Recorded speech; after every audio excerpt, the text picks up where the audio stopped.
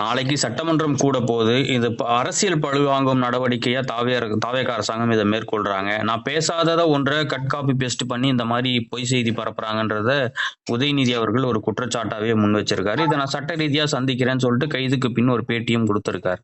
சட்ட ரீதியா சந்திச்சுதான் அவனை, வேற வழி என்ன? ஜெயிலுக்கு போனதுக்கு அப்புறம் ஒண்ணு லைவ்ல பார்த்தத நீங்க திருச்சி பேசினா என்னங்க பிரச்சனை? என்னங்க உங்களால வாதம் வைக்க முடியும்? இதை விசாரிக்கக்கூடிய நீதிமன்றமோ என்னுடைய ஒரே வேண்டுகோள், இந்த வழக்கு சம்பந்தமா பிணையில உதயநிதிய மனு தாக்கல் செஞ்சு விசாரிக்கும் போதோ இல்ல இந்த வழக்கு உண்மையிலேயே குற்றப்பத்திரிகை தாக்கல் செய்யப்பட்டு விசாரணைக்கு வரும்போதோ மாண்புமிகு நீதி அரசர்கள் பொது வெளியில இருக்கக்கூடிய இந்த லைவ் வீடியோவை பார்க்கணும். இந்த இன்டென்ஷன் சார், குற்றம் இந்த மீன் சேரான்னு சொல்லுவாங்க வழக்குல, குற்ற உணர்வு குற்ற எண்ணம் இருக்கு பத்தியா, அதுக்குதான் அதிகபட்ச தண்டனை. நீங்க செஞ்ச செயலுக்கு பத்தி கூட தண்டனை கம்மி. நீங்க அந்த குற்ற எண்ணத்தை எந்த அளவுக்கு மனசுல பதிய வச்சிருக்கீங்கன்றத எதிர்கட்சியில இருக்கக்கூடிய அத்தனை தலைவர்களும் பாரதிய ஜனதா கட்சியில இருந்து உதயநிதியுடைய அவர்களுடைய வார்த்தைக்கு இப்ப கண்டனம் தெரிவிச்சிருக்காங்க. உங்க எண்ணம் எந்த அளவுக்கு வன்மையானது? உங்களுடைய தொழில் போட்டி அரசியல் போட்டி ஆட்சி இன்னைக்கு ஆட்சி போட்டியை மாத்திருக்கீங்க. இது எந்த அளவுக்கு கீழ்த்தரமான ஒரு விஷயம். தமிழக மக்கள் இன்னும் நிறைய பார்க்க வேண்டி இருக்கு. தமிழக மக்கள் இன்னும் நிறைய புரிஞ்சு அறிஞ்சிக்க வேண்டி இருக்கு. எதுவுமே தெரியாம ஒரு ஆட்சியை தேர்ந்தெடுக்கும் பொழுது இதனுடைய விளைவுகள் தமிழக மக்களை தான் போய் சேரும். அவங்களும் இதுக்கு பதில் சொல்லி ஆகணும். நல்ல ஆட்சியா அமைஞ்சா நல்லது, இல்ல இந்த மாதிரியான ஒரு தொழிலுக்கு ஒரு குறிப்பிட்ட பொருளுக்கு அடிச்சுக்கிற 2 பேருகிட்ட தமிழ்நாட்டை கொடுத்து வச்சிருக்காங்க அப்படின்னும் போது நாமெல்லாம் உண்மையிலேயே வெக்கப்பட வேண்டும். இல்ல, உதயநிதி அவர்கள் கைது செய்யும் போது ஏவாவேலு, சேகர் பாபு உள்ளிட்டோர் கடும் எதிர்ப்பு தெரிவிச்சு காவல்துறையினோட வாக்குவாதத்துல ஈடுபடுறாங்களே. ஏன் அவங்கள கைது செய்ய மாட்டாங்க? இவங்க ஏவாவேலு மேல என்ன கேஸ் இல்லையா? ஏவாவேலு மேல குற்றம் இல்லையா? 15க்கு மேல புகார் பெண்டிங்ல இருக்கு. ஏன் அதை எஃப்ஐஆர் போட்டு உங்களால ரிமாண்ட் பண்ண முடியல? நேரடியா அந்த 420 ஈடுபட்டதுக்கு ஆதாரம் இருக்கு. சேகர் பாபு குற்ற வழக்குல ஈடுபட்டதுக்கு உங்ககிட்ட புகார் இருக்கு. அப்படி இருக்கும் பொழுது இந்த சந்தர்ப்பத்தை பயன்படுத்திய இந்த தமிழக அரசு குற்றவாளிகள் மீது நடவடிக்கை எடுக்க மறுக்குதுன்றதுதான் என்னுடைய, குற்றம் சுமத்தப்பட்டவங்க மீது நடவடிக்கை எடுங்க. எதிர்கட்சி தலைவர் உதயநிதி ஸ்டாலின் அவர்கள் நேற்று தஞ்சாவூர்ல நடந்த அந்த காவேரிக்கான போராட்டத்துல நடிகை திரிஷாவுடைய தொடர்பு படுத்தி ஒரு இழிவான பேச்சை பேசினதா சொல்லிட்டு இன்னைக்கு காவல்துறை வழக்கு பதிவு செய்து கைது செஞ்சிருக்காங்க. நீங்க எப்படி சார் பாக்குறீங்க? இந்த இழிவான பேச்சு திமுக புதுசுன்ற மாதிரி பேசுறீங்க, கேள்வி கேட்கிறீங்க சார். இழிவுலதான் சார் அவங்க வளர்ந்தது.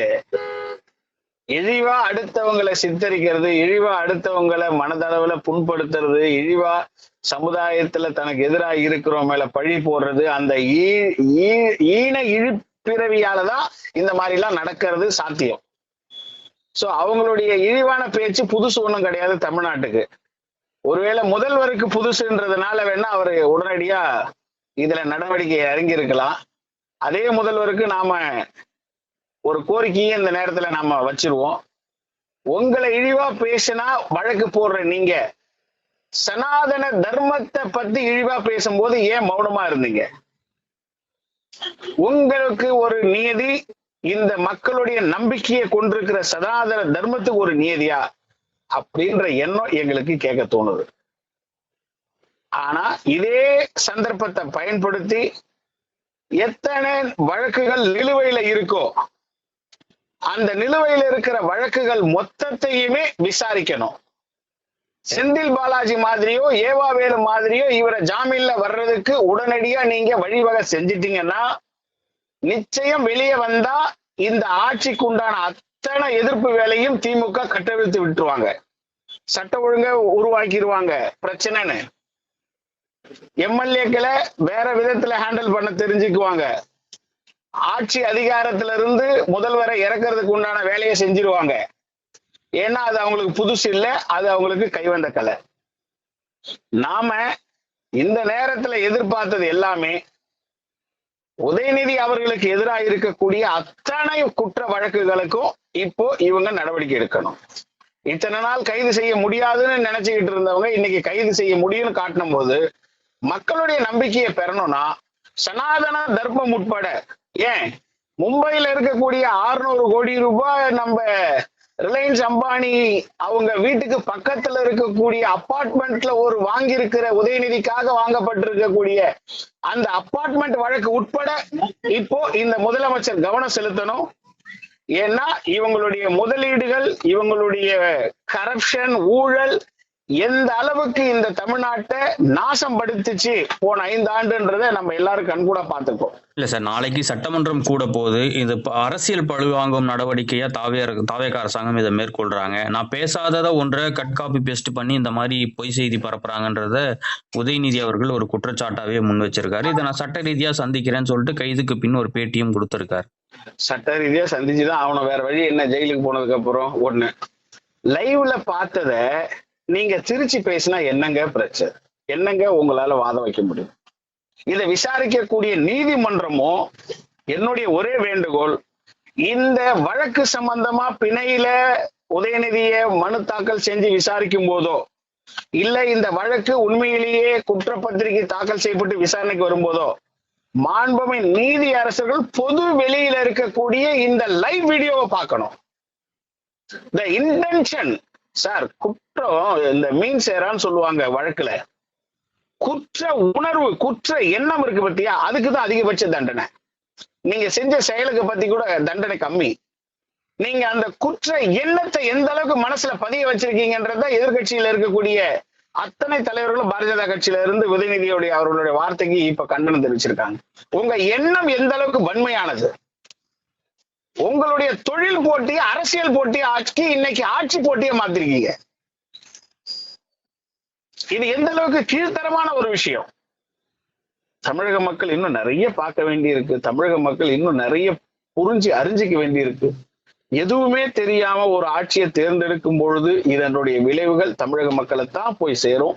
அவங்களும் இதுக்கு பதில் சொல்லி ஆகணும். நல்ல ஆட்சியா அமைஞ்சா நல்லது, இல்ல இந்த மாதிரியான ஒரு தொழிலுக்கு, ஒரு குறிப்பிட்ட பொருளுக்கு அடிச்சுக்கிற 2 பேருகிட்ட தமிழ்நாட்டை கொடுத்து வச்சிருக்காங்க அப்படின்னும் போது நாமெல்லாம் உண்மையிலேயே வெட்கப்பட வேண்டும்.